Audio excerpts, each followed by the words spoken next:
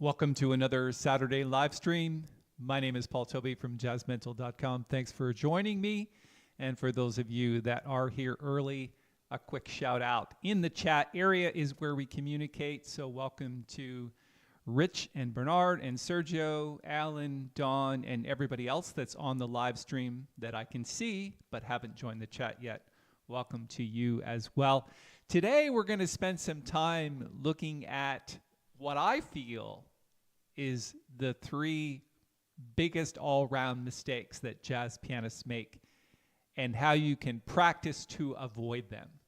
And these are pretty critical things. So if you're looking for an ultimate goal as a jazz pianist and succeeding at that, then you have to take these three things into consideration. We're going to get down to it in just a moment. First thing I want to do, though, is just do a quick sound test.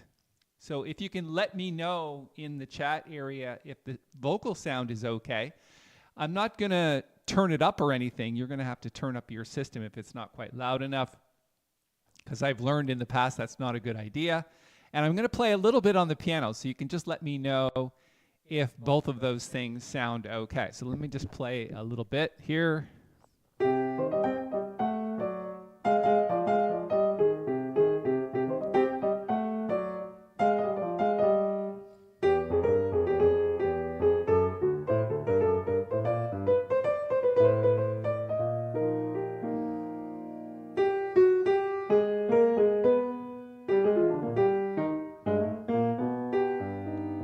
Probably should have practiced that before I started.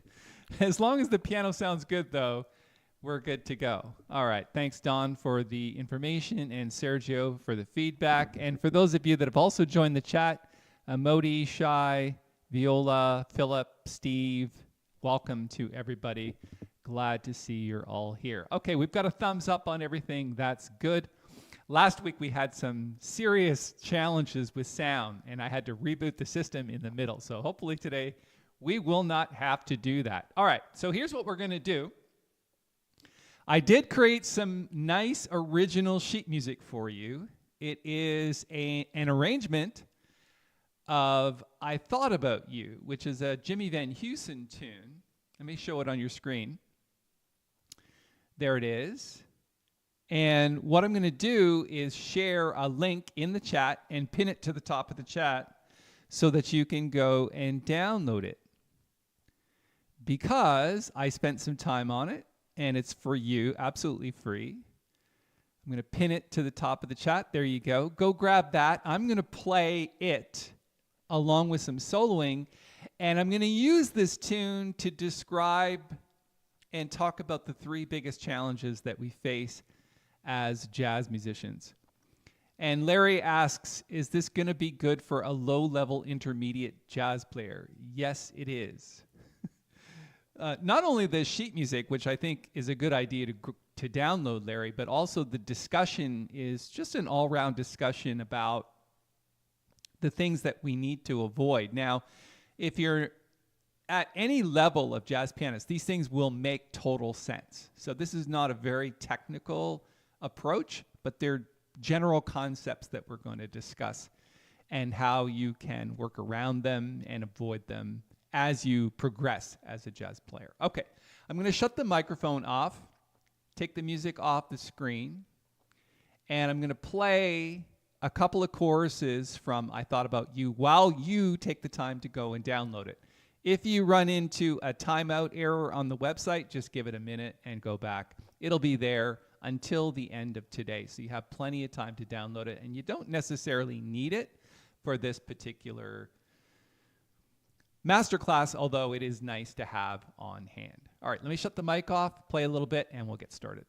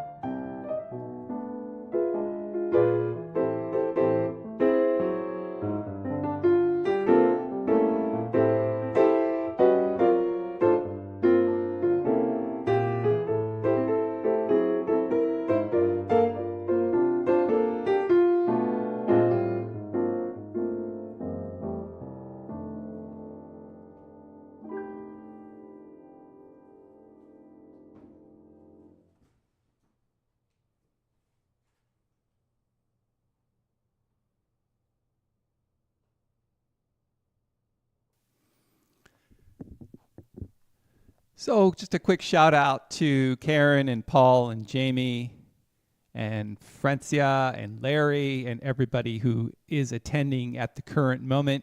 Rich says, nice block chords, classic, thank you. And El Grippo says, yeah, those blocks are great, but elude me on how they work. Well, essentially, they work like this.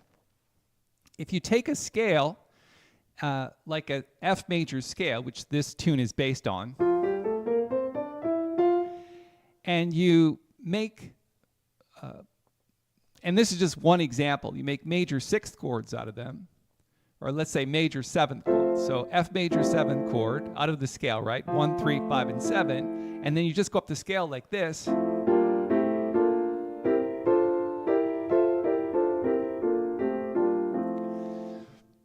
That's a block chord. And if you want to play that two hands, just take the second note from the top, which is this one, and put it at the bottom. And play your scale like this.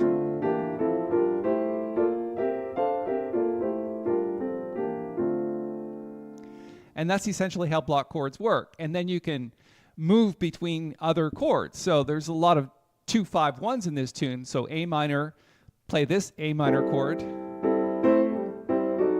to D7, and then G minor. And that's basically how they work.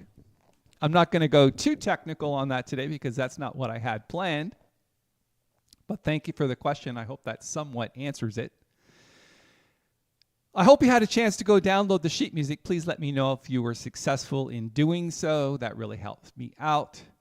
And I'm going to start today's topic, which I call the 3 common mistakes that jazz musicians, or especially pianists, make when it comes to playing jazz. And the first one, you may not have this problem, but at some point you may have heard this.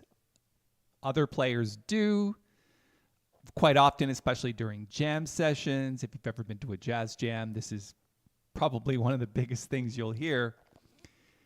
And also, if you're seeing like a semi-professional band or things like that, this is pretty common, and I call it overplaying or lack of space. Now, many jazz pianists, especially beginners or intermediate players, they tend to fill every moment in their music, in their improvisations with chords or complex runs. And the problem that this creates is it can actually overwhelm the listener. And they need time to process what you're playing. And so if you're filling every space, what's going to happen is they'll get very bored because there's no chance to process. And so you might think, oh, I'm going to play this big flurry of notes and be super impressive, but the problem is that the listener can't really take that. They can't process it. They can't understand it. And there's no break in between for them to go, okay, here's one idea versus another idea. If it's all the same idea, they kind of get, like I said, bored. I actually had a friend, a pianist, a jazz pianist for a long time, who walked out of an Oscar Peterson concert because after 3 tunes of hearing Oscar blistering the same kind of like rhythmic patterns and melodic patterns throughout his playing, it's just too much. You can only take so much. So let me give you an example of this in the context of this tune. Let's say we're soloing, and this is how a typical pianist would overplay.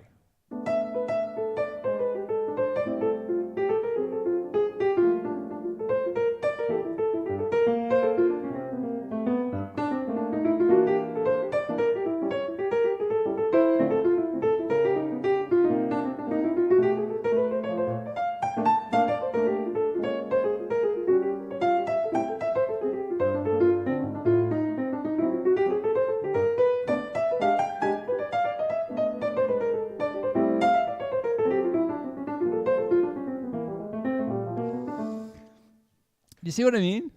It's kind of like, where's the beginning and where's the end? Where's the phrase? Where's the sentence? Where's the separation of ideas? Now, obviously, for many of you, that might be cool to do, but for the listener, it's not so cool.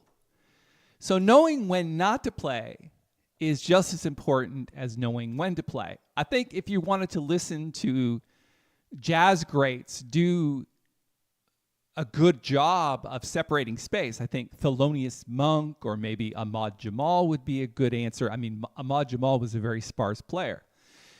But let's go back to this tune for a second and let's make some phrases versus a lot of blistering notes. So if we're starting from the top of the tune, there's one phrase, and then just make an answer. Make another phrase.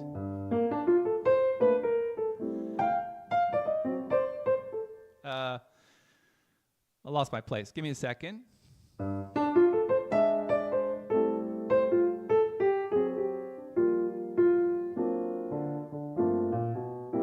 Break.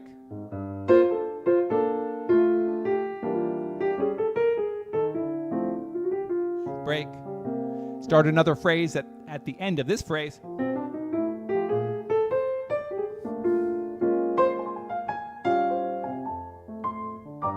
Throw in some chords. Go back to a line. Chords.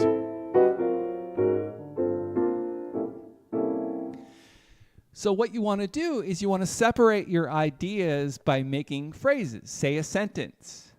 This is what we do in English. You'll notice that as I'm trying to describe what's in my head and make it obvious for you, you can see that I'm choosing my words very carefully. In jazz, you have to choose your notes and your phrases very carefully.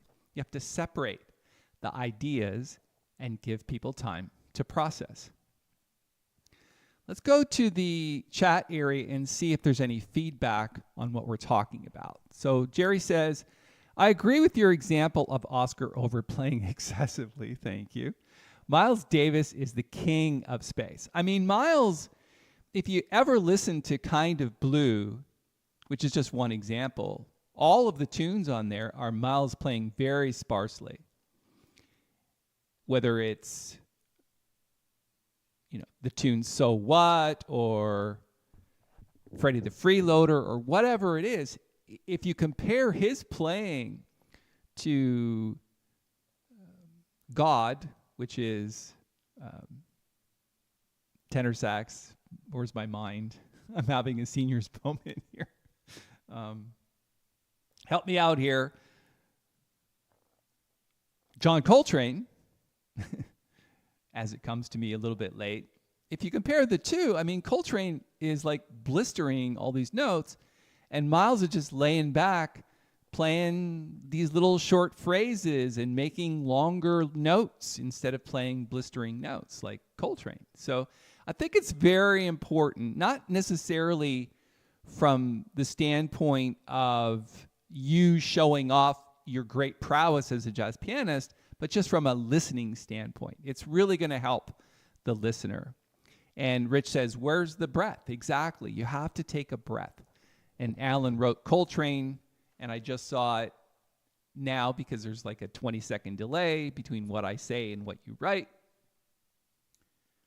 And fortunately, I found it in my head. So let's do that one more time. Let's think about just sparse phrases and making them count.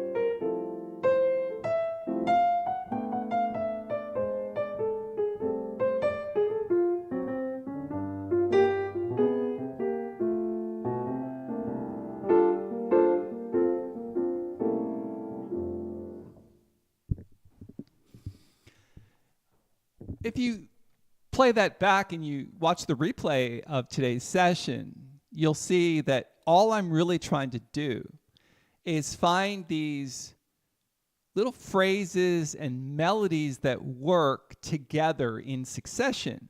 So I think call and answer is one of the great ways to think about that. So if you ever went to like a gospel church, there's like the main singer doing something and then the choir would follow that up with something. So main singer is, choir is, choir sings in these harmonies together. So it's like phrase and then maybe some chords.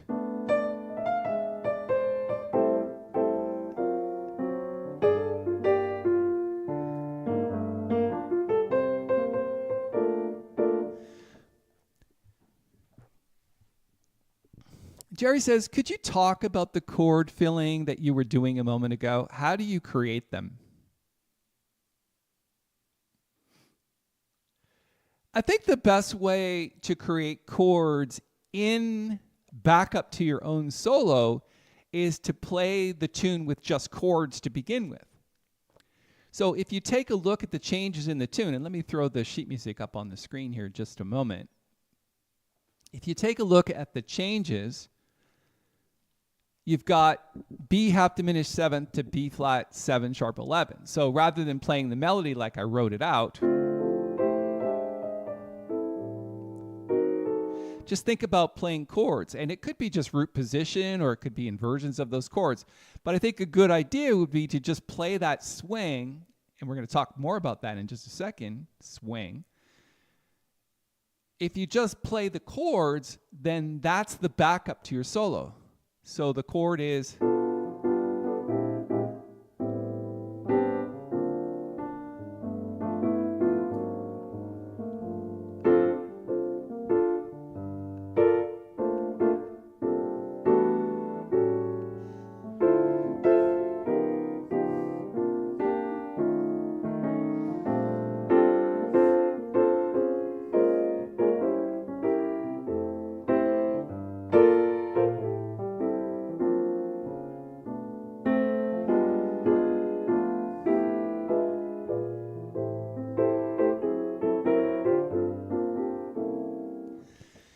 and so you can use that concept, and obviously it's going to take you a bit of time to work that out, going from chord to chord to chord.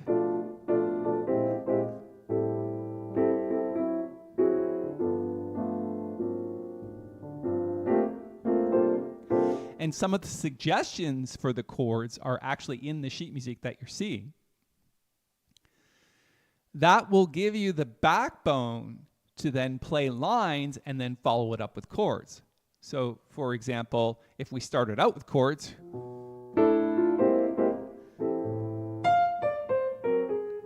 and then play a line, then chords,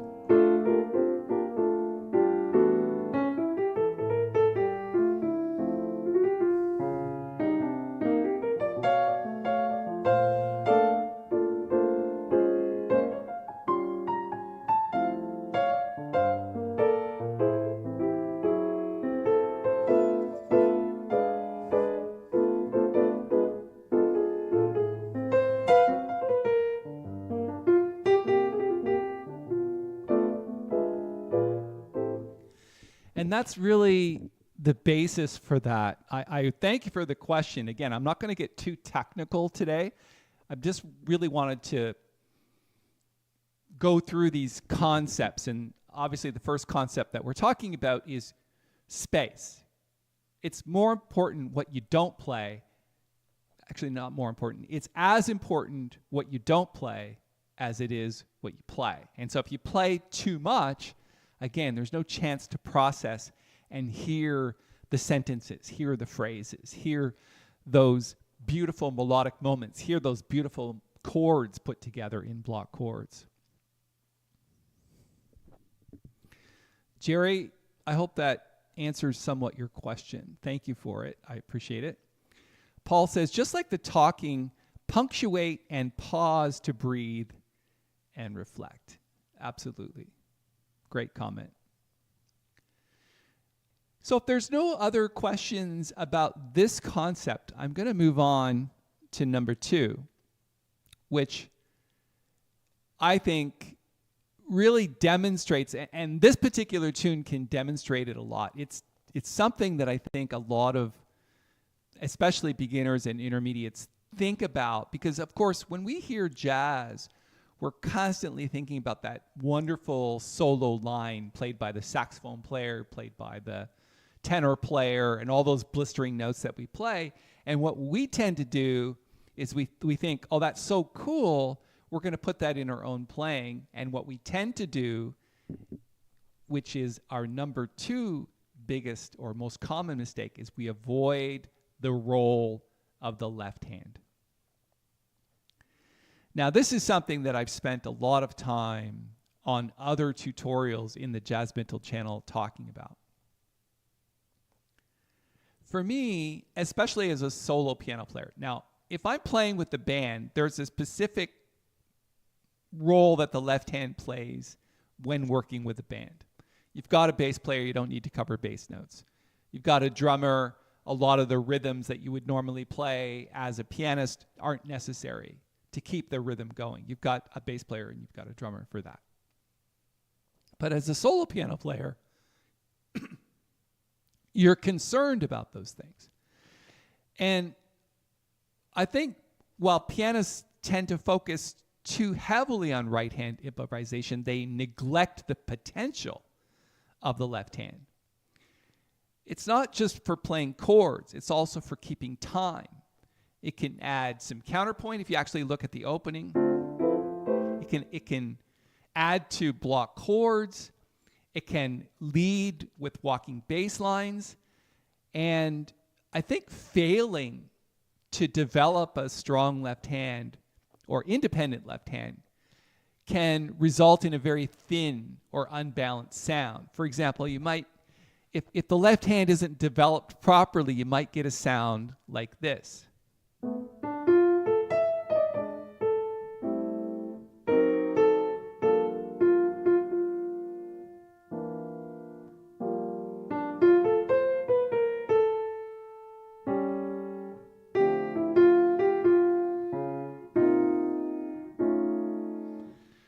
And that's okay, but it's not the potential that you could create as a jazz pianist. So how do we do this? How do we practice something like this? If you take a look at the sheet music, it's a good example of the role of the left hand. So if we look at bar 1, the role of the left hand is to accompany the melody with a block chord and then play a chord and then hit a bass note and then a chord, bass note, and then we're going to walk the bass line. So it's a combination of hitting bass notes and then chords, kind of like this stride effect. So if we were to do the whole tune stride, it would be like this.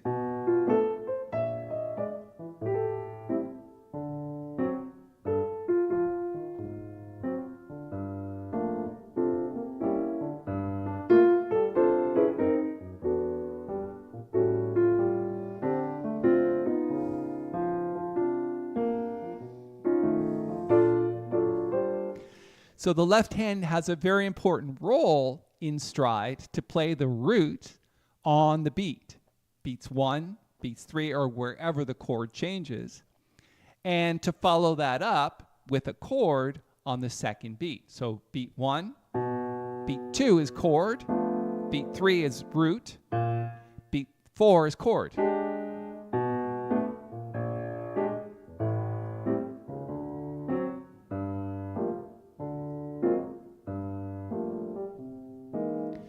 Now, I have never spent a lot of time playing stride piano, so it's not something that is totally familiar to me, but that's the basic concept.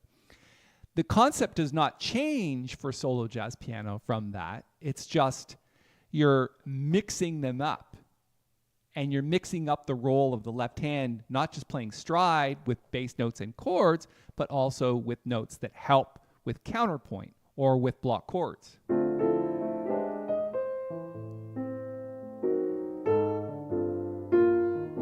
And all I'm doing is I'm playing exactly what's in the sheet music.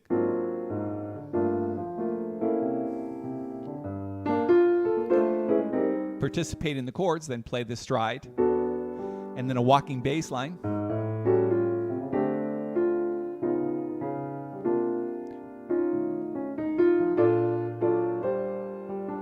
And then inner voices. Just chords.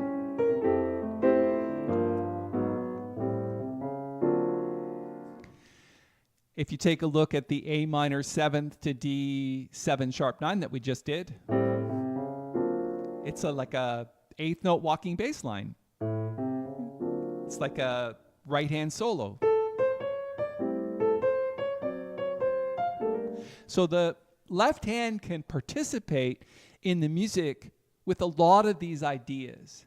Everything that I've talked about so far, and even some other ideas as well. For example, if you wanted to break into just complete walking bass line in the middle of your solo, you can do that. So if we start like this,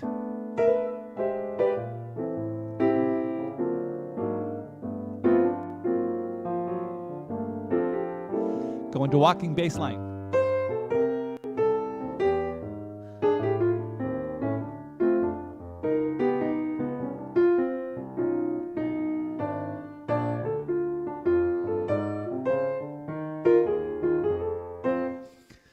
Yeah, I could have probably done that better. From the B flat major 7th chord, bar 9.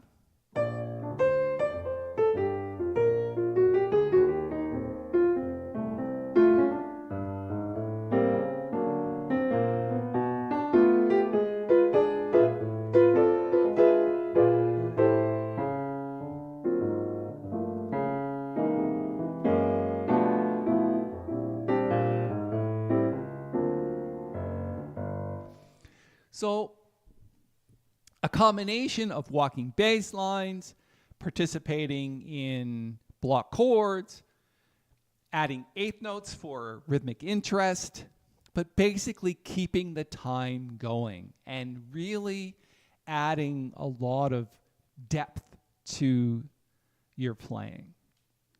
And that's really, I think, the basis behind it. Practicing it, of course, is a completely different issue. You have to remind yourself of what all of these things are, and you have to practice them individually or separately.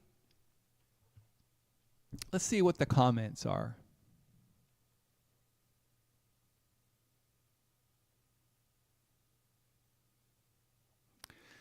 No particular comments so far about what I'm talking about in this part 2 of today. There were some spillover, or was some spillover from the previous topic. So Sergio says, when do you think it's too little playing? I think it's too little playing when it gets as boring as too much playing. For example, if we were soloing on this tune and you just did this,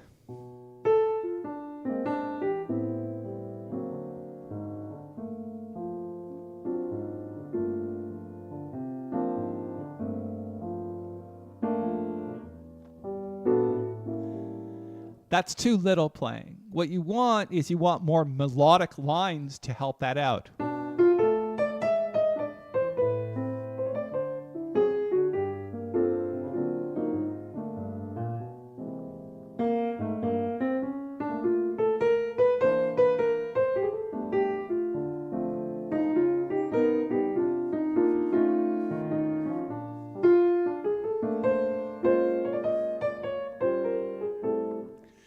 So that's just, I think, one idea.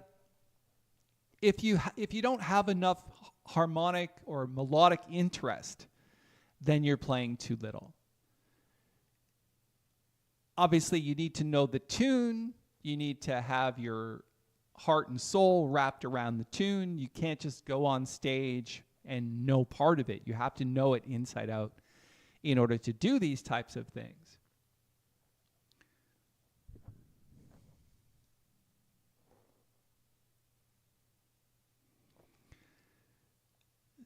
So Allison says, tuned in a little late, but if you do have a bass player, do you continue to use a specific area of the piano?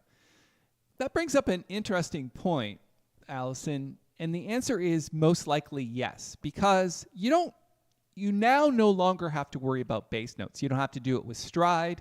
You don't have to do it with walking bass lines. What you do have to do, however, is comp.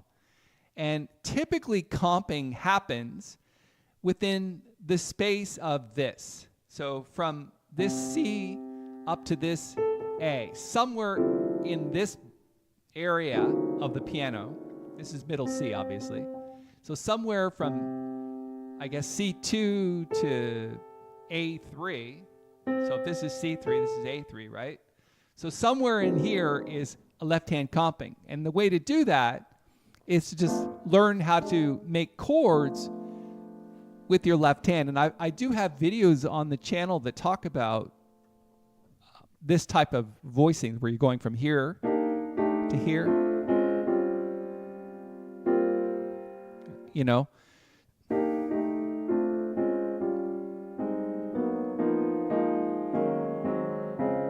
Right, so there's these patterns that you have to learn. So if we're comping in this tune and there's a bass player, it's a little harder to keep rhythm going in our heads, but that internal rhythm is very important. So left-hand comping would be like this.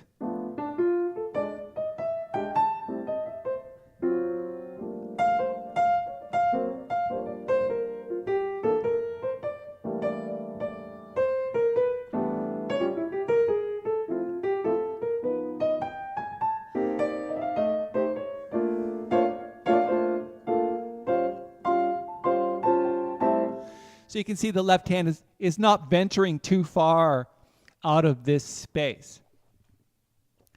So I think that answers your question. Yes, a specific area of the piano, I would say, like, again, C2 to A3, it's kind of like your maximum. You wouldn't want to be comping up here unless it's a very specific sound you're looking for. And obviously, the less the left hand moves around, the more confident it will be. Also, there's fourths that you can play as well, but we're not going to get too far into it as far as that's concerned.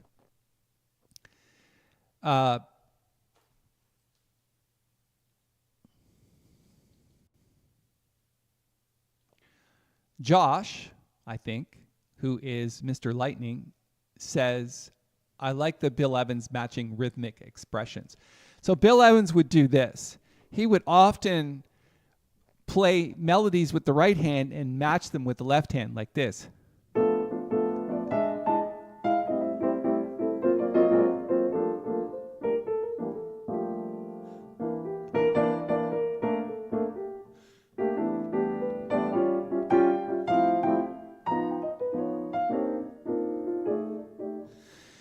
Okay? I think that's what Josh is referring to.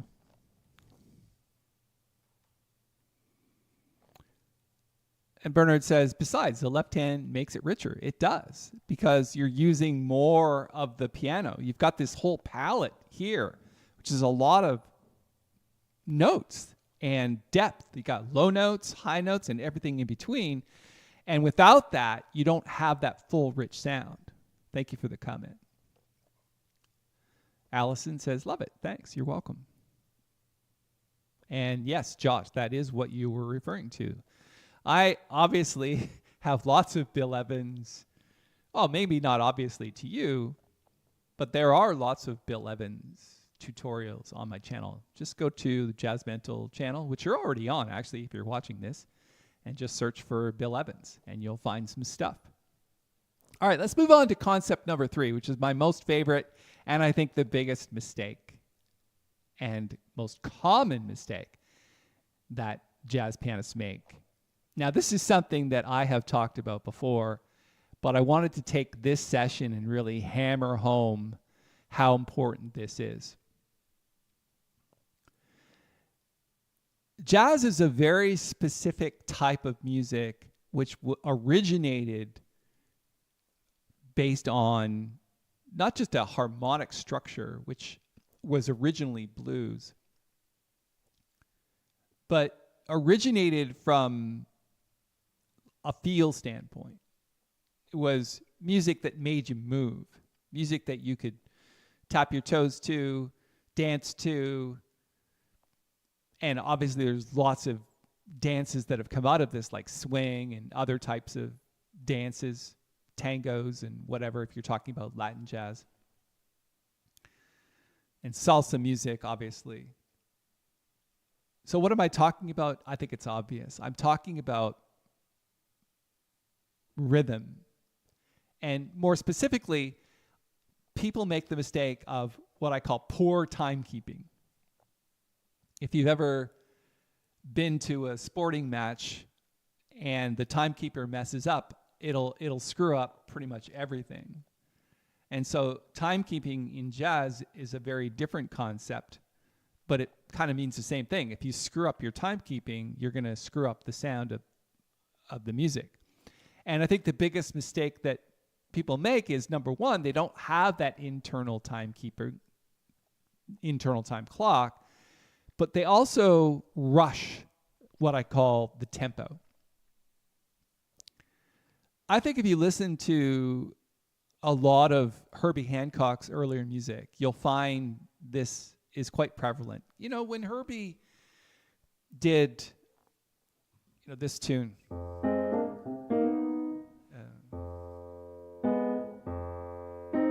Where am I going here?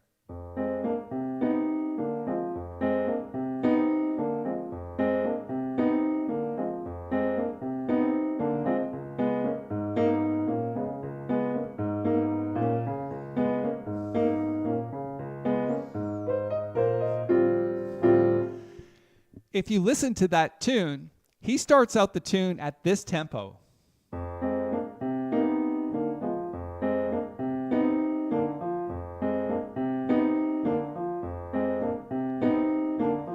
By the time they finish, the tempo is this.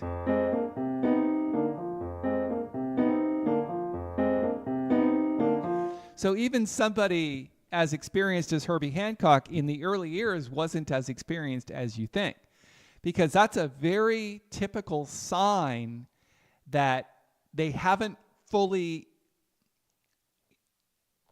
absorbed the consistent pulse or the what I call the internal groove. The internal groove at this speed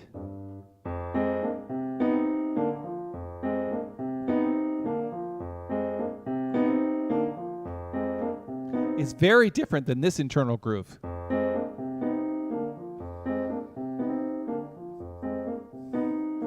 To me, they just feel completely different. And so in a tune that we're working on today, the internal groove is that swing rhythm that cannot be ignored. It has to be internalized.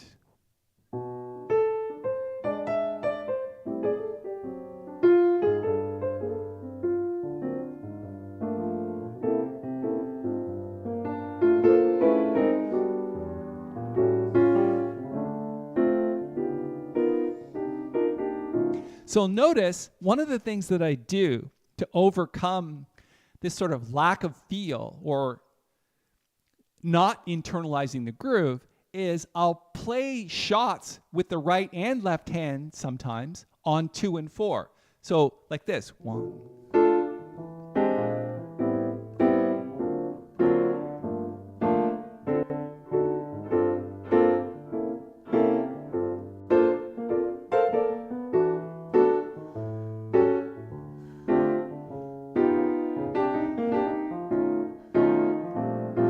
And to me, that's where the groove is. It's on beats 2 and 4. Obviously, when you're swinging with eighth notes, it's on every other eighth note.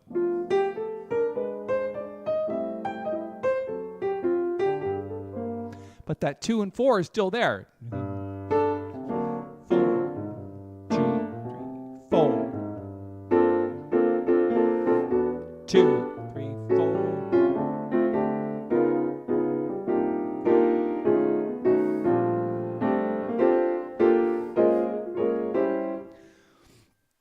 And so I think a lot of pianists struggle with maintaining a consistent pulse, and they unintentionally speed up.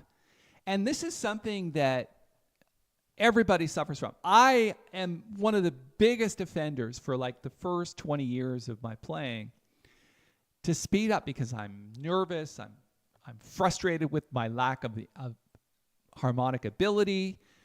But I think if I went back in time and I had a conversation with myself, I would sit myself down as a 21-year-old jazz piano player and I would say, hey, Paul, forget about all the notes. Forget about trying to impress everybody with your blistering right hand and just work on feel. And I would say, here's how to work on feel, Paul. Sit yourself down at the piano and play the right hand on 2 and 4.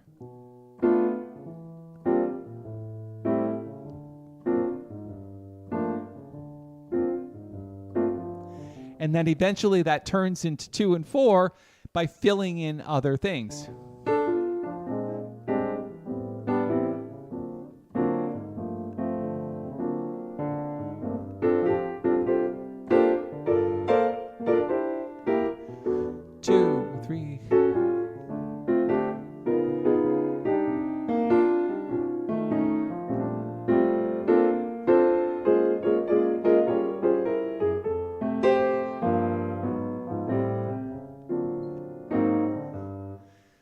And that's what I would say. That's the most important thing, because if you don't have that feel, nothing's ever going to sound jazz. It's always going to sound like some kind of technical exercise, which we try to avoid at all cost. Jazz is very technical, yes, but it's not an exercise. It's a music. And it has an internal groove, and you have to internalize that groove. You can't rely on drummers and bass players to keep time. If you speed up during a solo, the drummer and the bass player will speed up. It's inevitable that that will happen. And that's what you hear on a lot of early recorded music. They didn't have, or I never think it's a good idea to go into the studio with a click track, especially when you're playing swing. In fact, that's kind of suicide. Everything will naturally speed up anyway. But if you're way ahead of the beat and you're speeding up, everybody will follow you. And it's not good. I heard a recording by a pianist. I won't mention names, but it was a Toronto recording that I heard on the radio the other day. And I swear to God, the tune started at like 80 beats per minute and it finished at 120. I mean, it was unbelievable how much that tune had sped up. And I think that's just lack of experience and lack of internalizing the groove. So that, to me, out of all three of these, is the most common and biggest mistake that you're going to make. I think a lot of these mistakes they stem from enthusiasm or lack of experience. But I think with mindful practice and listening to legends like, say, Bill Evans, can refine your approach and elevate your playing significantly. So that's really what I wanted to say about that. Let's take a look at the chat and see if we have some comments about this. Yeah, Josh says, I do this all the time, especially after soloing the tempo. I realize that I've rushed on. And yeah, rushing is I think, a big problem, especially for beginner to intermediate players. I listened to a Barry Harris clip on playing with Bach both hands back in the day, and I was listening to George Shearing's renditions. I just slow down when it gets hard. Yeah. Josh also says, when you play through each bar, do you sense the rhythm in 16th notes in your head? No, not in swing. The rhythm in my head for swing is only 8th notes. If I was playing other types of tunes, maybe like Latin jazz, or I think we did 16th notes just the other day when we talked about the tune from Headhunters, like Chameleon. Those are 16th note feels. If I was to play 16th note feels on this tune, it's like 1, 2, 3, 4, 1, 2, 3, 4, 1, 2, 3, 4, 1, 2, 3.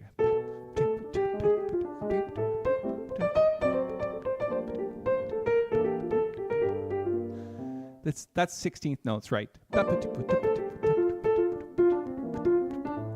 Now, you can use 16th notes in the context of this.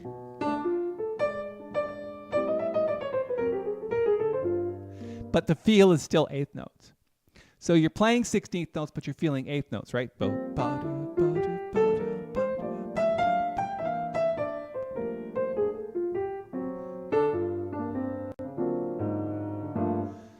And that's what's in my head.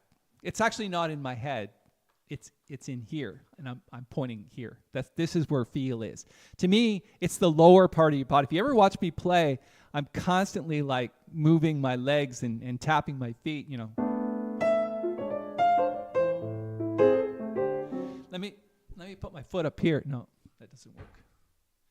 Can't really see my feet, but you get the idea. Maybe you can see this with my right leg, right?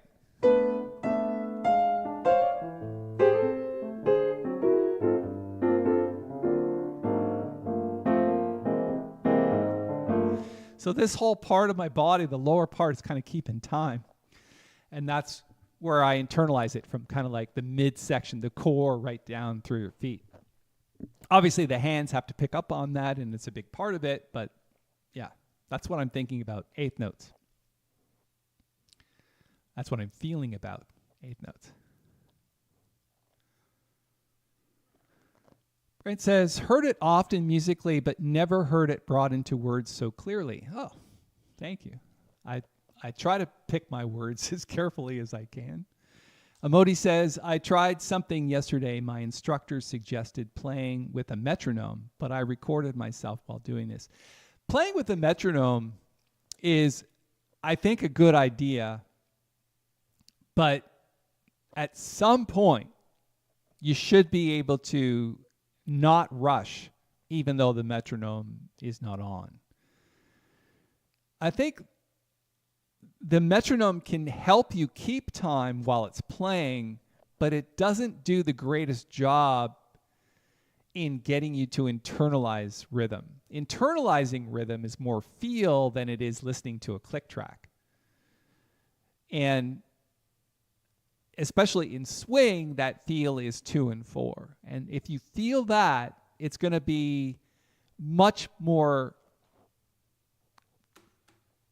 helpful to you as a player to keep good time if you internalize the groove and internalize the feel. I never liked, honestly, to be completely transparent, I haven't had a metronome for years. I might have had one up until, I don't know, maybe I was in my mid-20s. But eventually you just kind of have to feel it without that. And so you might early on practice things like Hannon.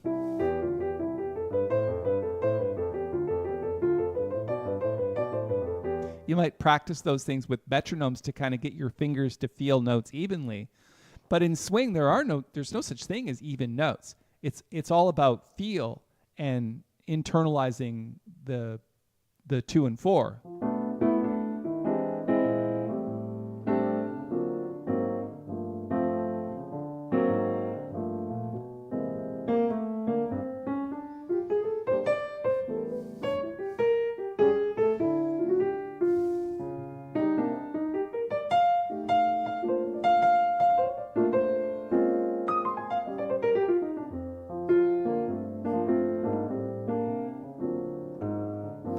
Nothing can substitute. A metronome can't replace that.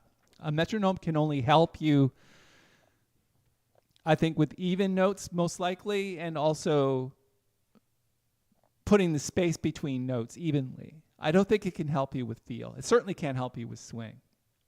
And one of the things about metronome you have to be careful with is it doesn't click louder on 2 and 4. So you really have to think about, well, what is louder? And the answer is 2 and 4. If a bass player is playing, they're accenting 2 and 4.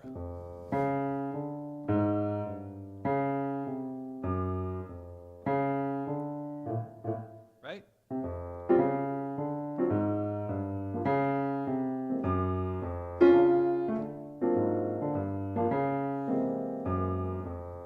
And often those accents are notes that aren't even part of the scale. They're a half step away from the destination note.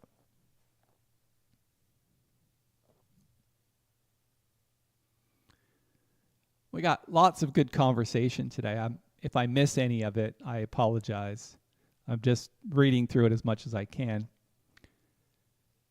Yeah, you could put the metronome on 2 and 4. That's actually not a bad idea. I don't think I've ever done that, but that might be worth doing. Thanks for the comment, Bernard. James says, analyzing recordings of yourself will accelerate any skill you are trying to develop. Yes, that's true. Record everything you do. I totally agree. Weaknesses become immediately and quickly evident, and then you record again, attempting to improve over and over again. Yes, 100%, totally down for that. I do and have for many years recorded almost everything I do, including practice sessions. The reason why I record practice sessions is because often what comes out of those is recordings that I can use to make transcriptions and things, because I'm in the mode of practicing. So I'm constantly developing new ideas during my practice, and I want those to be heard on recordings. I may not remember to do those in the studio or in a live recording. Good point. Thank you.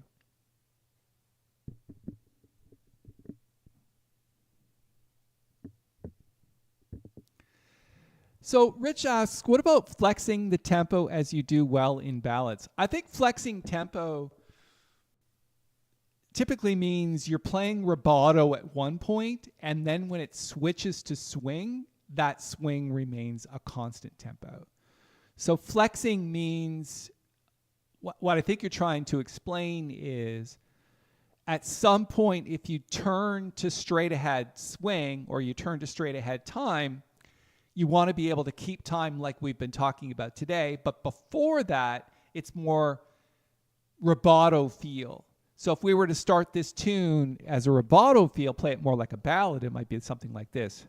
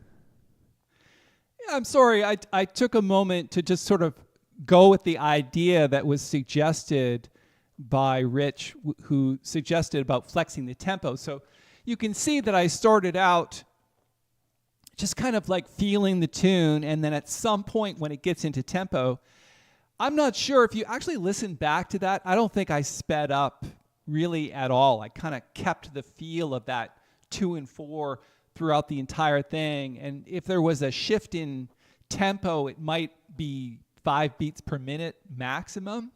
And so I've learned over the years to really internalize that swing feel and the tempo of the tune, which is really my third point. And hopefully I made it as abundantly clear as I can that these are the things you have to work on. So number one, and I'm just going to review quickly, and then I'll get to a few of the comments. Number one, overplaying or lack of space. We talked about kind of how to work on that a little bit. I think, like I said, you have to leave room for the listener to hear things. You can't just fill every space, especially in a solo. Then the second thing was ignoring the left-hand roll, ignoring how important the left hand is, not just for rhythm, but also to keep the chords happening, to play melodic interest, to participate in counterpoint, to participate in block chords, those types of things. So all of those have to be worked on. And then finally, the most important thing for me is poor timekeeping or rushing the tempo. And to me, especially in swing, you really want to internalize the groove, keep that 2 and 4 feel happening throughout your playing. And that's, I think, the main points that I wanted to make today, and I hope that was very helpful to you.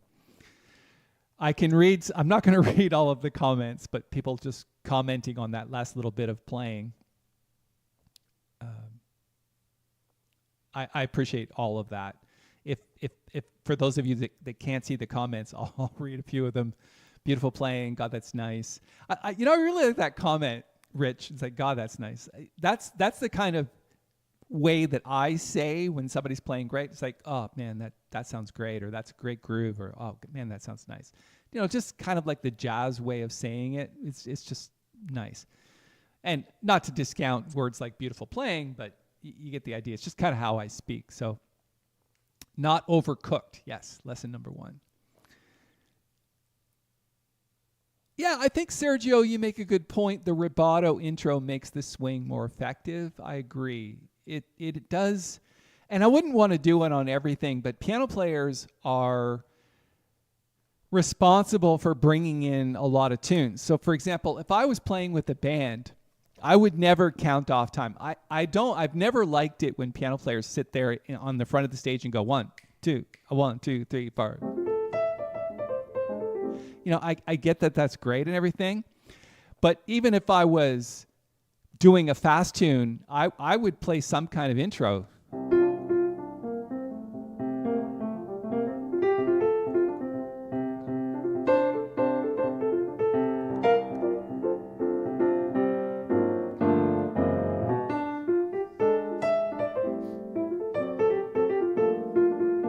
You see what I did there? So I was like, I'm just nodding very quickly to the bandmates, letting them know that we're starting the tune. So I just started out with this like little pedal going on.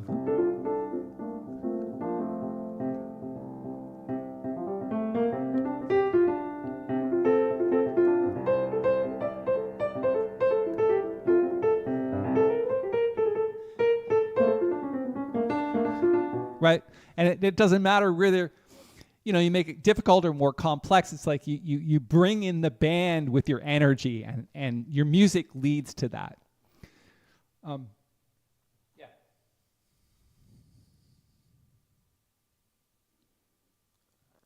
Allison says, was a nice Saturday to listen. Yeah, I'm glad you enjoyed it. I certainly enjoyed it. It's been fun.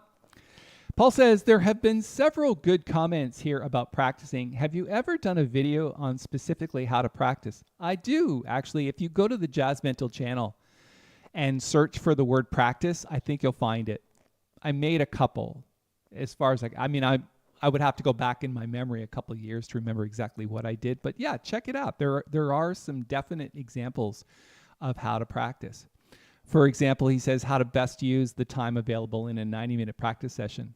I think if you could do 90 minutes straight, you're doing much better than me. I tend to stick to like 20 minutes at a time. Go for a coffee, come back, do another 20 minutes. Maybe at one time I did 90, but I've never been really good at sitting at the piano for long periods of time. But if you go to check out the Jazz Mental channel, there are some how to practice videos there for sure. And then a +1 for Paul Moore's question. Listen, if I had a 90-minute practice session, what I would do is I would just pick a tune and I would work it to death. That's what I would do. It's like this tune, like if you look at the sheet music, there's a lot going on here. If you can actually learn to play this thing in 90 minutes, you're doing great. That to me, that's a great 90-minute practice session. Work out these chords. Because to me, there's a lot of knowledge in that arrangement. This is not something that I pulled off the internet. I wrote this out yesterday because I needed to give you something, because that's what I do. But if you actually look at the way that it's constructed, this is the way I play.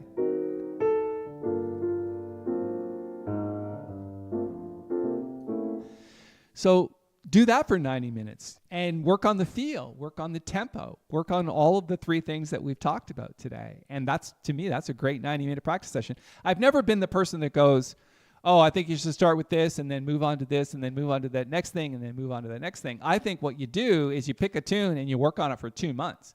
And so if the first 90 minutes, you're just getting your hands around the notes and the voicings, that's great. The next 90-minute session, try to put more feel on it. In the next 90-minute session, add something else to that. To me, that's a good use of your time. Yeah, if you want to warm up on Hannon, great.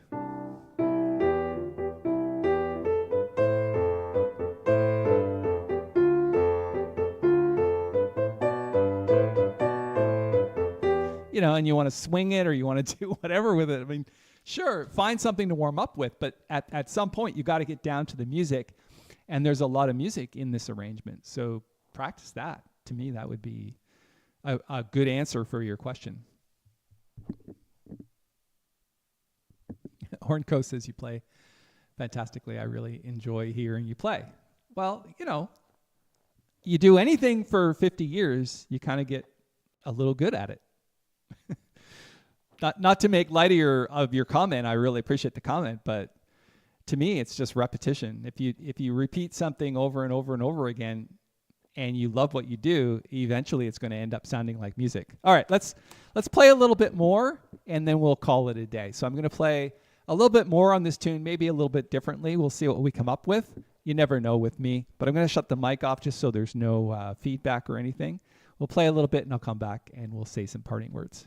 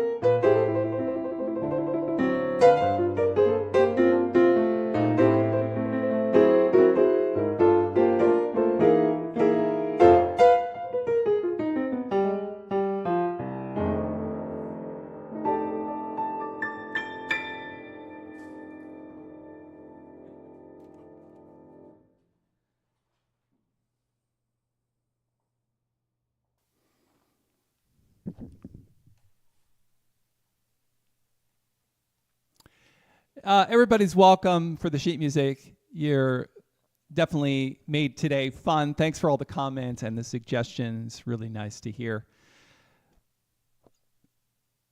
Francis says, thanks, Paul. I'm absorbing the lesson even though I cannot sound as magic. Well, not yet. Everything is a work in progress, and I wish you well on your jazz piano journeys. My name is Paul Tobey. Thanks for hanging out with me today. I super appreciate it. I sent everybody a couple of emails. Maybe you could check those out.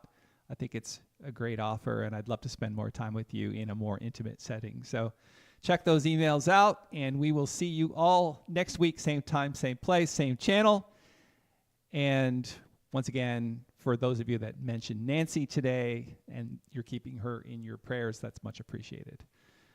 I will see everybody next week. Take care.